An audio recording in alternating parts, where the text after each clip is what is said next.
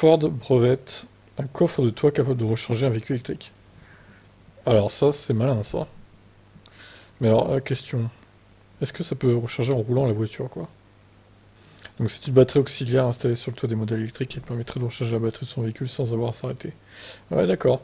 Mais alors, quelle taille on pourrait embarquer? Parce que c'est quand même lourd, hein, une batterie au final. Pas sûr qu'on puisse quand même mettre une grosse batterie, hein. Je sais pas combien de kilos ça peut supporter un toit de voiture. Ça doit dépendre du modèle, j'imagine. L'idée existe déjà sur le marché, notamment sur les smartphones. Des batteries externes permettant en effet de recharger son téléphone et d'utiliser en se déplaçant. Ford ne fait donc qu'adapter cette innovation au secteur de l'automobile.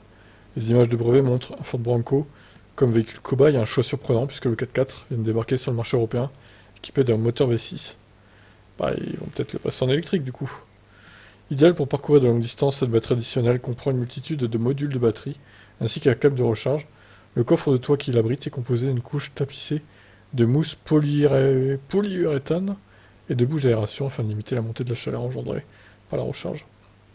Aucune information sur la capacité de batterie n'a été dévoilée. Mais on sait que celle-ci, comme tout appareil électronique, se décharge sur une prise de courant. Se recharge, pardon, sur une prise de courant grâce à un port d'extension. Ford n'en est pas à son coup d'essai en matière d'innovation. En 2020, la marque américaine a fait breveter une couverture solaire. Elle devait être capable de recharger un véhicule à l'arrêt et de se rétracter automatiquement dans son espace de stockage une fois le moteur allumé. Ok. L'usage de ce coffre de tour rechargeable présente des inconvénients. L'expérience réalisée par Argus montre d'un point de vue aérodynamique, le coffre de toit fait chuter l'autonomie de 30% sur autoroute. Le poids de cet espace de stockage, ajouté à celui déjà élevé du véhicule électrique, aurait également pour conséquence de réduire davantage le rayon d'action du véhicule. D'un point de vue de sécurité, les SUV hauts sur pattes seraient aussi nettement moins agiles, avec un poids lourd ancré sur leur toit.